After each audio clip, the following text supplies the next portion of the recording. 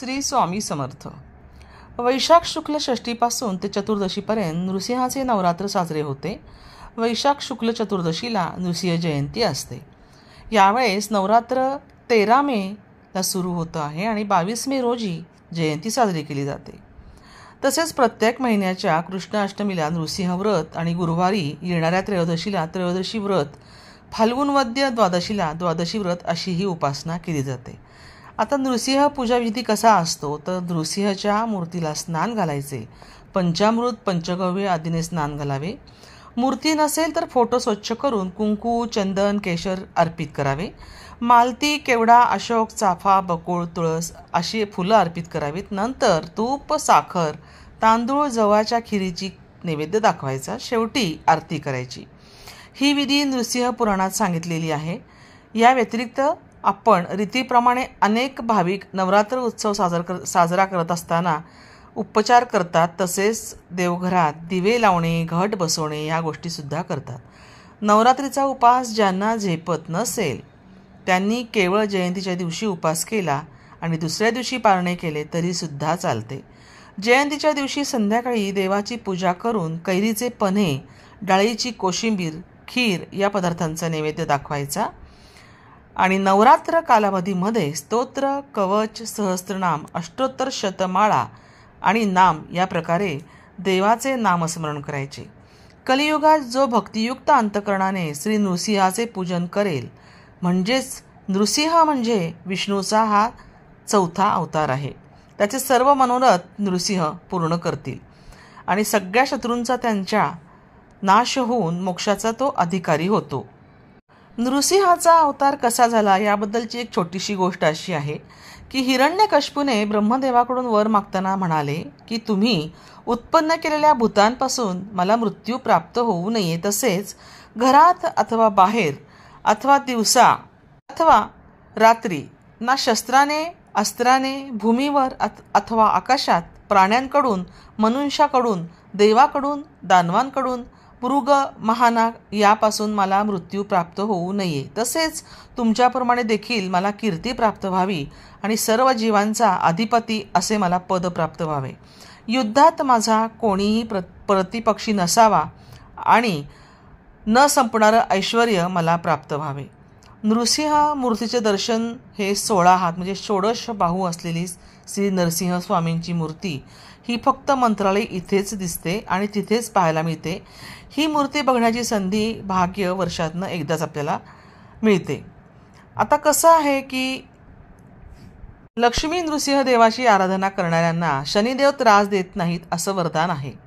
नरसिंह देवाचा अवतार हा संध्याकाळी झाला असल्यामुळे लक्ष्मी नृसिंह स्तोत्र तिन्ही संदेश म्हटल्यास त्याचे विशेष फळ मिळते. इथे करावलंब स्तोत्र मी देणार आहे, खाली डिस्क्रिप्शन बॉक्समध्ये ते तुम्हाला पाहायला मिळेल. ते स्तोत्र खूप प्रभावी आहे. तसेच रोज संध्याकाळी, सायंकाळी म्हणून बघा. शनिवारी हे स्तोत्र म्हणायचं असतं. तुमचे सारे कष्ट दूर होतील. तसेच या स्तोत्रामागे पूर्वपीठिका आहे. श्री लक्ष्मी स्तोत्र, नृसिंह करावलंब स्तोत्र श्री शंकराच्या अनेक स्तोत्रांपैकी एक आहे.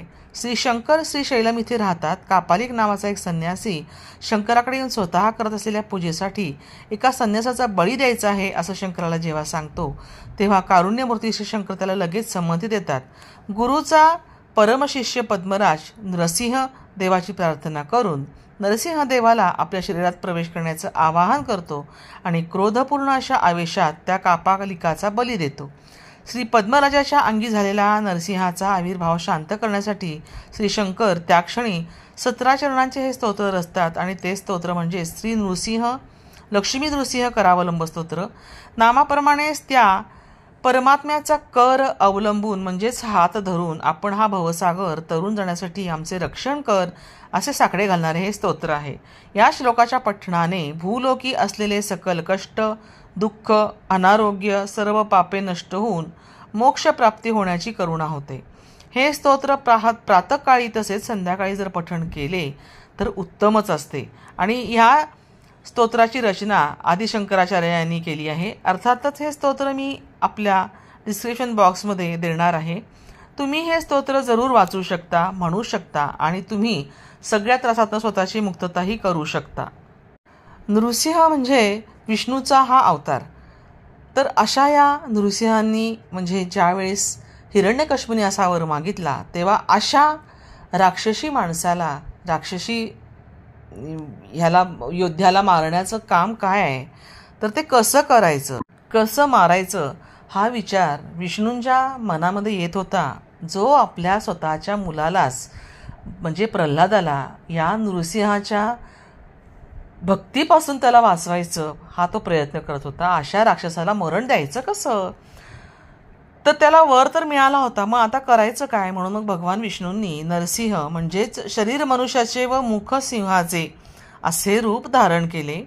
आणि हिरण्यकश्यपूला नृसिंहाने ना दिवसा न रात्री, ना संध्याकाळी सूर्यास्ताच्या वेळी, ना घरात ना बाहेर, तर घराच्या दरवाजात उंबऱ्यावर असा मृत्यू त्याला दिला. ना शस्त्राने ना अस्त्राने, तर आपल्या नखांनी नरसिंहाने हिरण्यकश्यपूचे पोट फाडले. भूमीवर नाही तर आकाशातही नाही, तर आपल्या मांडीवर झोपवून हिरण्यकश्यपूचा वध केला. असे हे नरसिंहांनी ब्रह्मदेवाचे वचन सत्य केले आणि जनकल्याणासाठी एका क्रूर दैत्याचा अंतही केला. तर भक्त हो, तुम्हाला हा व्हिडिओ कसा वाटला नक्की मला कमेंट करा. कमेंटमध्ये श्री स्वामी समर्थ लिहायला कधीच विसरू नका. त्याचप्रमाणे जर तुम्हाला हा व्हिडिओ आवडला असेल तर लाईक करा, शेअर करा आणि नवीन असाल तर माझ्या या ब्रह्मांड नायक चॅनलला सबस्क्राईब करून बेल आयकॉनवर क्लिक करा, म्हणजे पुढील नवीन व्हिडिओ तुमच्यासाठी उपलब्ध होईल. श्री स्वामी समर्थ.